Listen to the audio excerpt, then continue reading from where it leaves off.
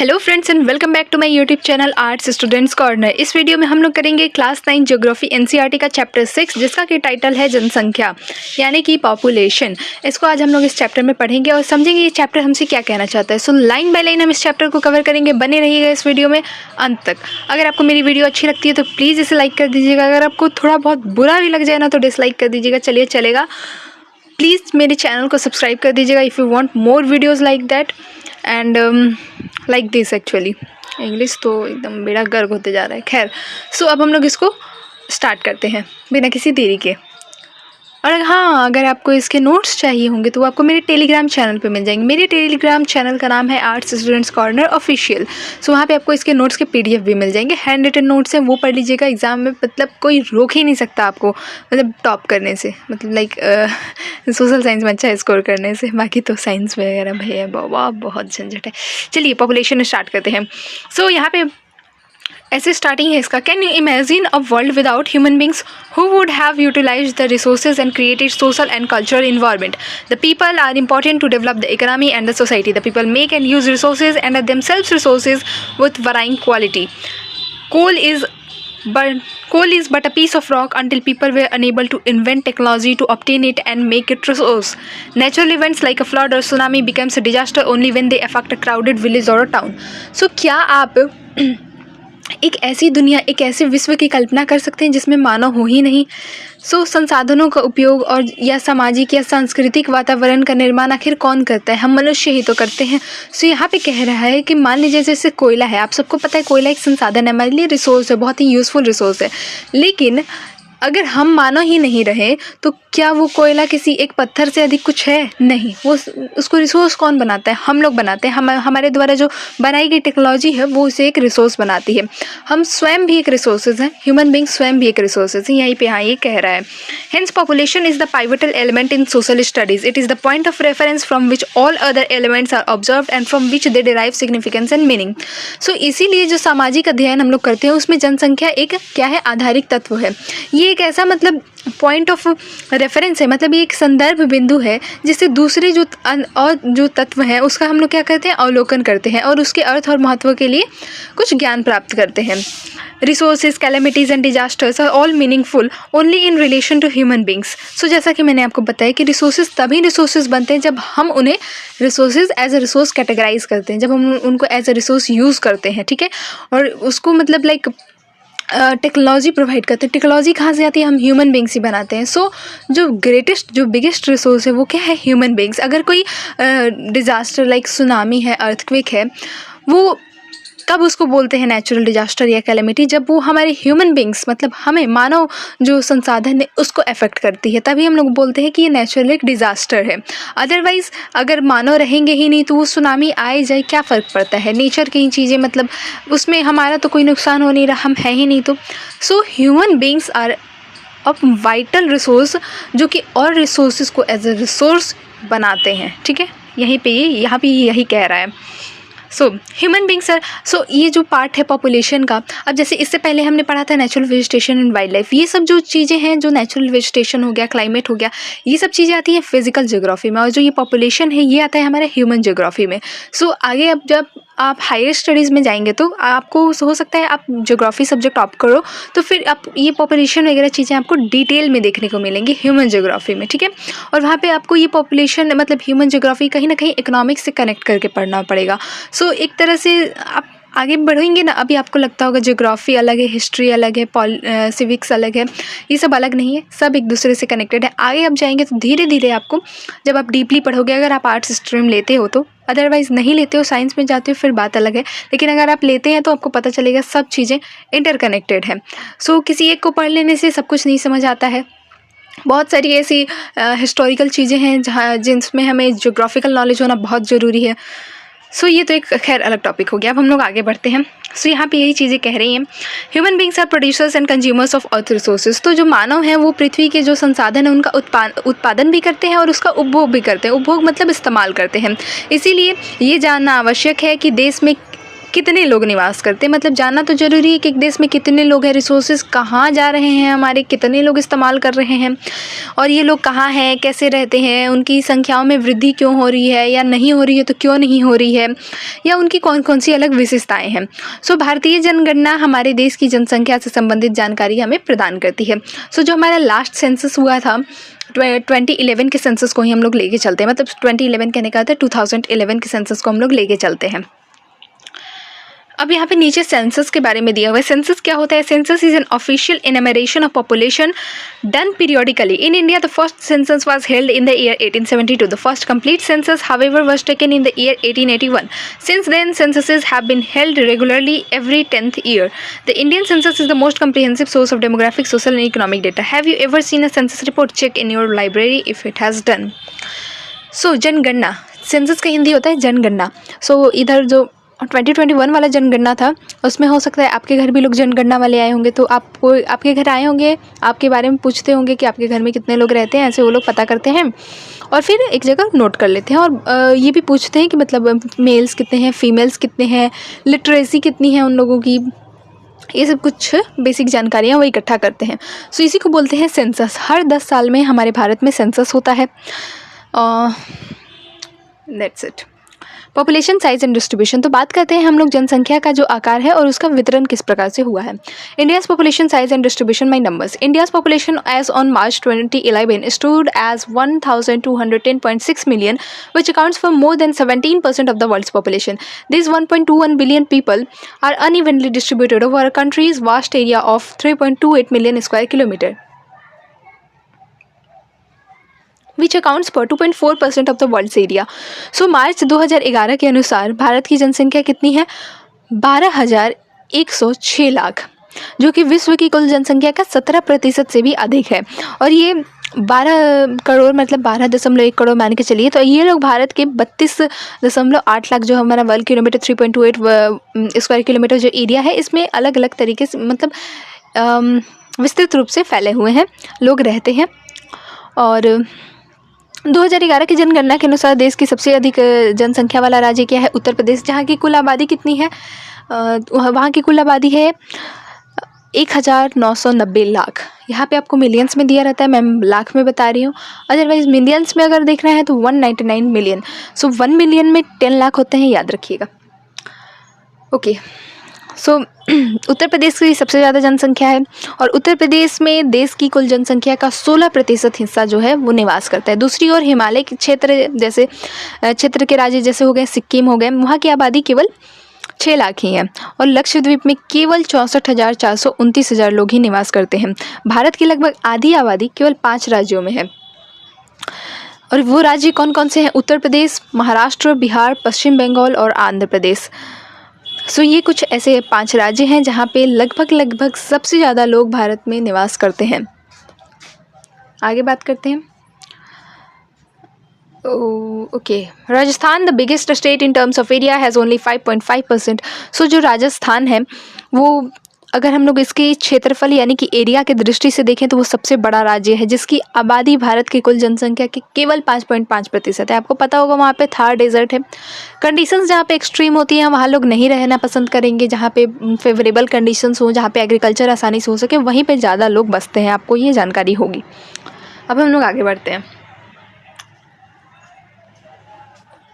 यहाँ पे एक बहुत ही अच्छे तरीके से ग्राफ बना के चार्ट बना के दिखाया गया है कि हर स्टेट में कितने % लोग निवास करते हैं। सो यस, आप लोग देख सकते हैं कि जो एरियाज़ लाइक प्लेन एरिया होंगे वहाँ पे सबसे ज़्यादा लोग रह रहे होंगे, माउंटेनियस एरिया में लोग कम रह रहे होंगे, डेजर्ट एरिया में लोग कम रह रहे होंगे और थोड़ा बहुत जहाँ पहाड़ी हिली एरिया होता है वहाँ पे भी लोग कम रह रहे होंगे। लैंड की फर्टिलिटी पे भी बहुत डिपेंड करता है, क्योंकि जहाँ लैंड फर्टाइल होगा वहाँ पे एग्रीकल्चर अच्छे से हो पाएगा और लोग वहाँ पे रहना पसंद करेंगे। नदियों के किनारे शहर बसे हैं, आपने पता है प्लेन एरिया में, तो ये सब कुछ रीजन्स है। India's population distribution by density. अब जनसंख्या वितरण को घनत्व के आधार पर देखते हैं भारत में। Population density provides a better picture of the uneven distribution. Population density is calculated as the number of persons per unit area. India is one of the most densely populated countries of the world. So जनसंख्या घनत्व असमान वितरण का बेहतर एक क्या हमें चित्र प्रस्तुत करता है। प्रति इकाई क्षेत्रफल में रहने वाले लोगों की संख्या को जनसंख्या घनत्व कहते हैं। सो पॉपुलेशन डेंसिटी का ये डेफिनेशन आपको याद रखना है, that is population density is calculated as the number of persons per unit area. ये चीज़ आपको याद रखना है। सो इसको हम लोग क्या कहते हैं, जनसंख्या घनत्व। Only Bangladesh and Japan have higher average population densities than India. So केवल बांग्लादेश और जापान ही ऐसे हैं दो देश जिसका कि जनसंख्या घनत्व भारत से अधिक है।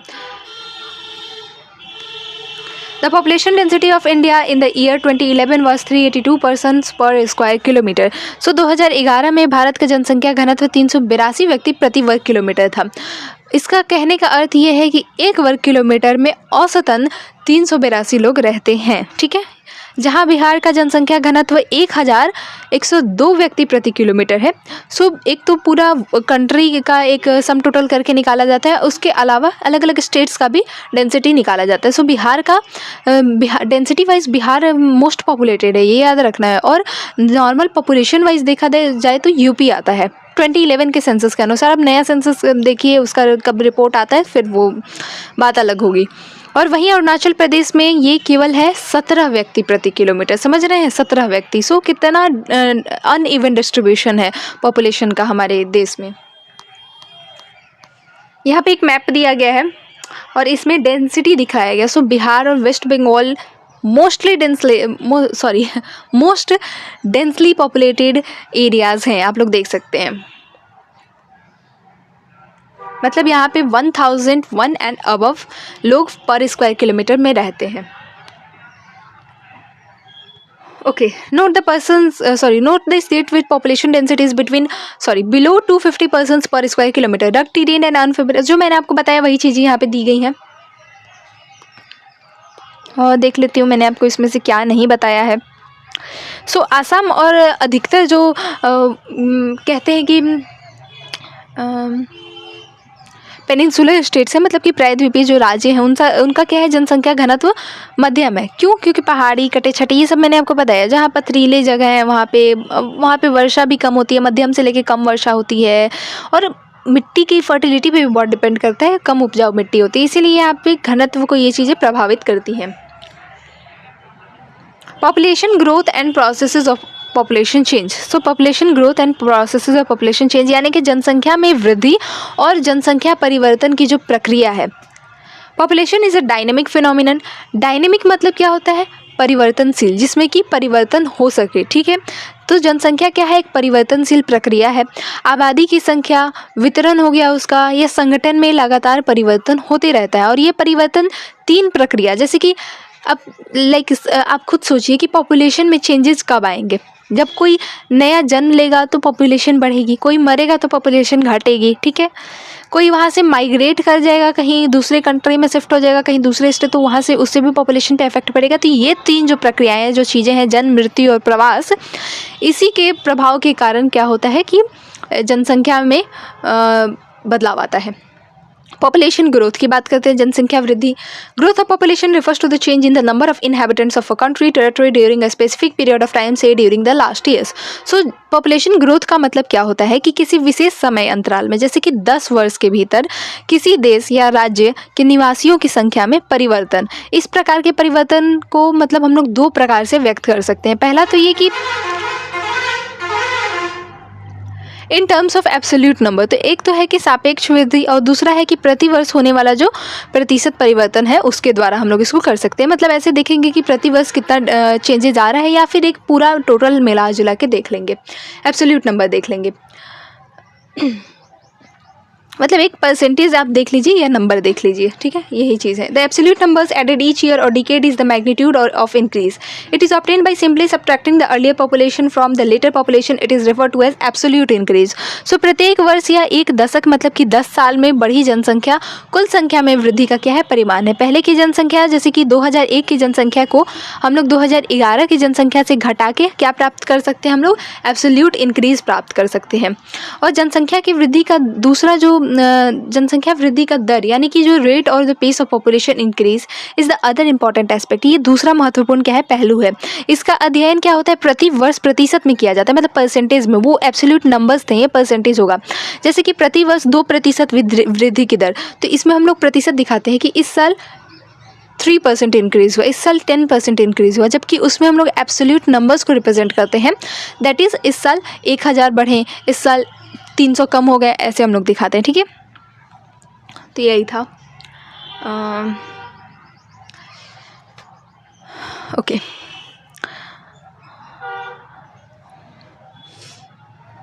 हाँ। सो किसी वर्ष की मूल जो जनसंख्या है उसमें प्रत्येक 100 व्यक्तियों पर 2 व्यक्तियों की वृद्धि हुई, और इसे हम लोग क्या बोलते हैं, annual growth rate. India's population has been steadily increasing from 361 million in 1950।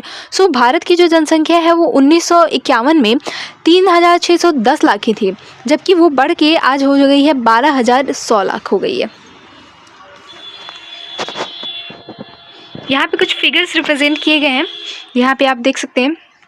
यहाँ पे आपको एनुअल ग्रोथ रेट दिखाया गया है, मतलब वार्षिक वृद्धि दर दिखाया गया है, और एब्सोल्यूट इंक्रीज़ भी दिखाया गया एक डिकेड में, मतलब डिकेड वाइज दिखाया गया। 1951 ये सेंसस हुए हैं हमारे, 51 में, 61 में, 71 में, 80 में, इस तरह से, और उसी तरह से इसको रिप्रेजेंट किया गया है।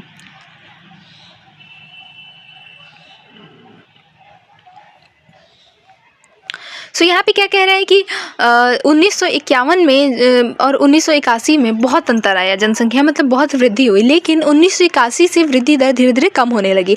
इस दौरान जो है जन्म दर में तेज़ी से कमी आई थी, मतलब बर्थ रेट में बहुत तेज़ी से कमी आई थी। केवल 1990 में कुल जनसंख्या में 1820 लाख की वृद्धि हुई, और इतनी बड़ी वार्षिक वृद्धि इससे पहले कभी नहीं हुई थी। It is essential. सो इस बात पे ध्यान देना आवश्यक है कि जो भारत की आबादी है वो बहुत ही ज़्यादा है। जब विशाल जनसंख्या में कम वार्षिक दर लगाया जाता है तब इसमें क्या होता है कि एब्सोल्यूट इंक्रीज जो होता है वो बहुत अधिक होता है। जब 10 करोड़ जनसंख्या में न्यूनतम दर से भी वृद्धि होती है तब भी जोड़ने वाले लोगों की कुल संख्या बहुत अधिक होती है, क्योंकि पॉपुलेशन ही इतना ज़्यादा है। ठीक है, सुनने में लगता है कि 2%, पर 2% बहुत होता है। भारत की वर्तमान जनसंख्या में वार्षिक वृद्धि संसाधनों और पर्यावरण के संरक्षण को निष्क्रिय करने के लिए क्या है, पर्याप्त है। क्योंकि अब देखिए जनसंख्या बढ़ती जाएगी पर रिसोर्सेज आपके लिमिटेड है, और उसको सस्टेनेबली आपको यूज़ करना है। पर जैसे जैसे पॉपुलेशन बढ़ेगा, सो भारत की पॉपुलेशन बहुत ज़्यादा है, बहुत ज़्यादा। The declining trend of growth rate is indeed a positive indicator of the efforts of birth control. So पहले क्या होता था, लोग बहुत ज़्यादा बच्चे पैदा करते थे। पहले आपने देखा होगा आपके ग्रैंड पेरेंट्स होंगे, वो 5-6 भाई हुआ करते थे, या उससे भी ज़्यादा लोग 7-8 बच्चे पैदा कर लेते थे। पर आज के टाइम में आप देखेंगे एक होते हैं, या सिंगल चाइल्ड होता है, या तो एक मतलब 2 बच्चे होते हैं। सो बहुत सारी ऐसे कैंपेन्स भी चले बर्थ कंट्रोल को लेके, हम 2 हमारे 2, ऐसे करके बहुत सारे मतलब उसको क्या कहते हैं, जागरूक करने के लिए लोगों को कैंपेन भी चले। सो एक तरह से ये पॉजिटिव इंडिकेटर भी है, मतलब एक तरह से ये सफलता को भी प्रदर्शित करता है। इसके बावजूद जनसंख्या की वृद्धि क्या है, जारी है, और 2023 में भारत क्या है कि चीन को भी पीछे छोड़ दिया। मतलब मोस्टली पॉपुलेटेड कंट्री कौन था, चाइना था, उसके बाद भारत आता था। आपने पढ़ा होगा 2nd नंबर पर भारत, लेकिन उसने चाइना को भी पीछे छोड़ दिया, और विश्व के सबसे अधिक आबादी वाला देश ये बन चुका है Bharat.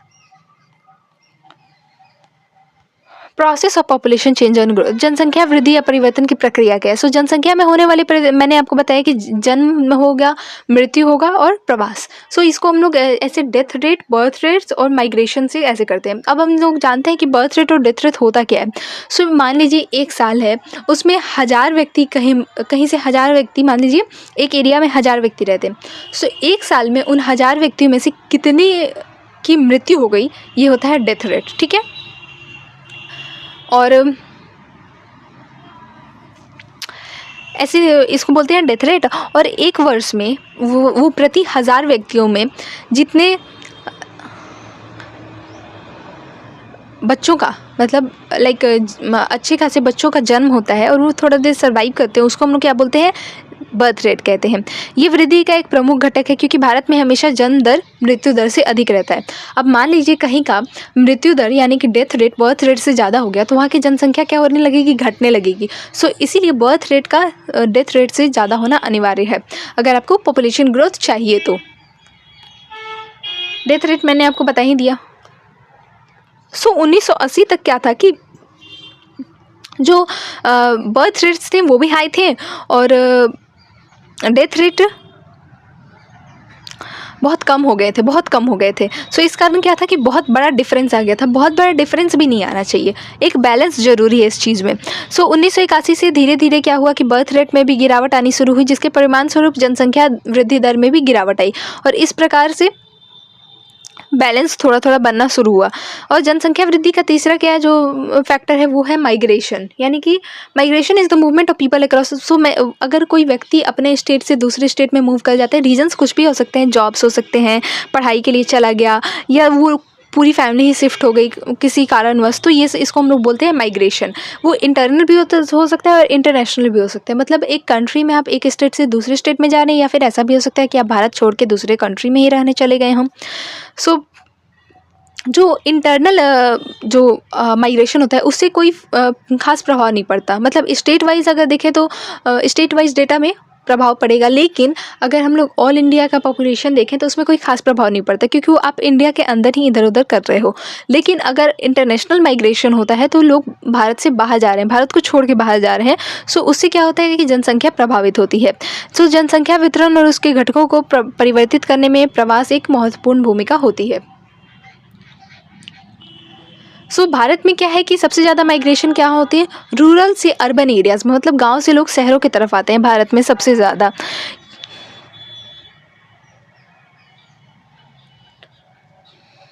Because of the push factor in rural areas, क्योंकि ग्रामीण क्षेत्रों में अपकर्षण कारक प्रभावी होते हैं। ये ग्रामीण क्षेत्रों में क्या होता है कि गरीबी और बेरोजगारी की प्रतिकूल अवस्थाएं, जैसे अब गांव में गरीबी है, बेरोजगारी है, तो लोग चाहेंगे कि चलो शहर की तरफ चलते हैं, वहाँ 2 पैसे कमा ही लेंगे, कुछ भी काम करेंगे, ठीक है, कोई भी काम कर लेंगे, पर वहाँ आमदनी हो सकती है। तो इसलिए लोग क्या करते हैं कि ये एक पुश फैक्टर है जो कि रूरल एरियाज़ में होता है, और जो सिटी एरियाज़ हैं, जो टाउन एरियाज़, वहाँ पे क्या होता है, पुल फैक्टर होता है, जिससे कि वहाँ पे लोग आते हैं। सो अभिकर्षण उसको कहते हैं हिंदी में। उससे क्या होता है कि रोज़गार में वृद्धि होती है और अच्छे जीवन स्तर बनता है लोगों का, क्योंकि अब देखिए लोग पैसा कमाएंगे तो अच्छे से खाएंगे पिएंगे रहेंगे, पैसा बचेगा तो वो एजुकेशन पे भी खर्च करेंगे, ठीक है, तो उससे क्या होगा कि उनका जीवन स्तर अच्छा होगा।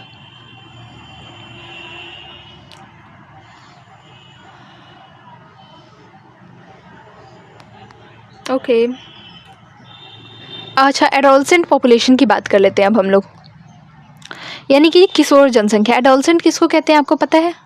एडोलसेंट आपने साइंस में एडोलसेंट पढ़ा होगा, आई नो, ठीक है। एक तरह से आप मान के चलिए टीनेजर्स जो हैं वो एडोलसेंट हैं, ठीक है, मान के चलते हैं। तो भारत की जनसंख्या का सबसे महत्वपूर्ण लक्षण इसकी किशोर जनसंख्या का आकार है। ये भारत की कुल जनसंख्या का 5वां भाग है। सो जो किशोर होते हैं वो प्रायः क्या होते हैं, 10 से 19 वर्ष की आयु वाले लोगों को हम लोग बोलते हैं एडोलसेंट, किशोरावस्था।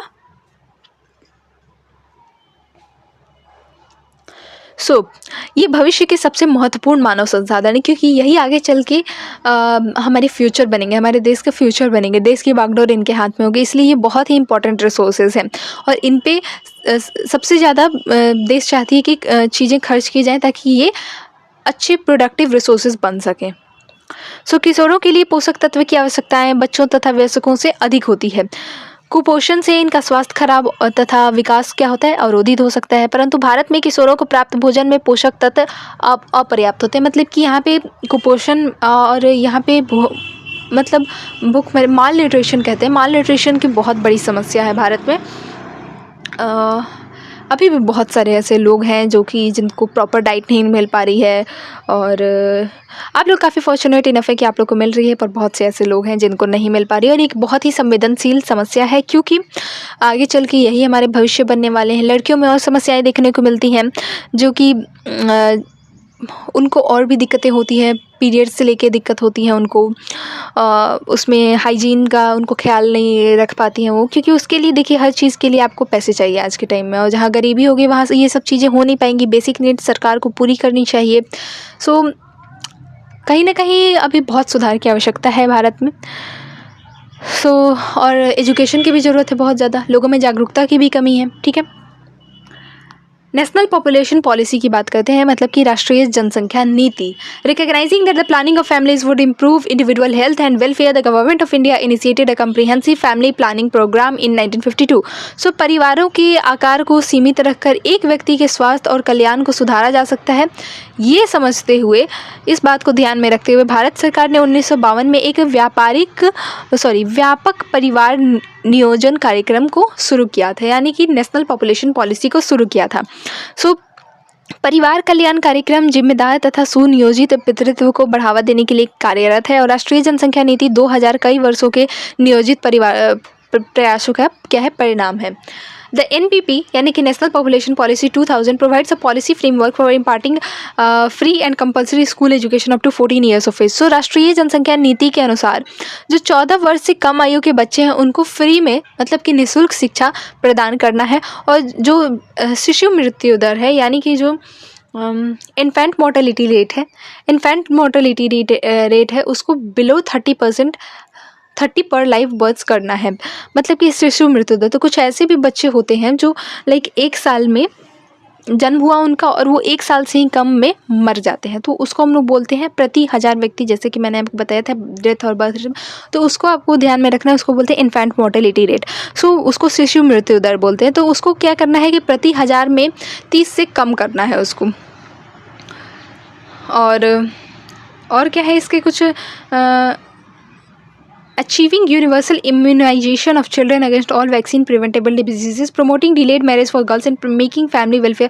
ओके, इसकी और क्या क्या उस गोल्स हैं।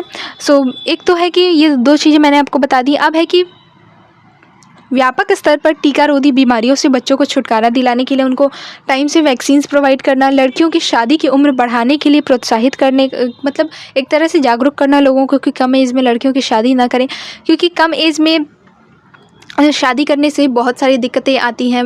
बहुत जल्दी वो लड़कियां माँ बन जाती हैं, फिर एक तरह से उनका खुद का जो शरीर होता है वो बहुत कमज़ोर पड़ जाता है, क्योंकि ऑलरेडी अभी उतना अच्छा न्यूट्रिशन उनको नहीं मिल पा रहा है जितना ज़रूरी है, और उसी में एक बच्चे का पालन पोषण बहुत ही बड़ी जिम्मेदारी होती है। तो इसलिए थोड़ा एज कहा जाता है कि थोड़ा एज ज़्यादा हो उसके बाद शादी। तो इस चीज़ के लिए लोगों को जागरूक करना और परिवार नियोजन को एक जन केंद्रित कार्यक्रम बनाने के लिए नीतिगत ढांचा क्या करती है, प्रदान करती है नेशनल पॉपुलेशन पॉलिसी। यहाँ पे हमारा चैप्टर खत्म होता है। उम्मीद करती हूँ आपको इस चैप्टर बहुत अच्छे से समझ आया होगा। आपको कोई भी डाउट होगा आप मुझसे कमेंट सेक्शन में बिंदास पूछ सकते हैं। मिलते हैं हम लोग नेक्स्ट वीडियो में इसके NCERT सॉल्यूशंस के साथ। तब तक के लिए stay tuned and please subscribe my channel. Thank you for watching the video.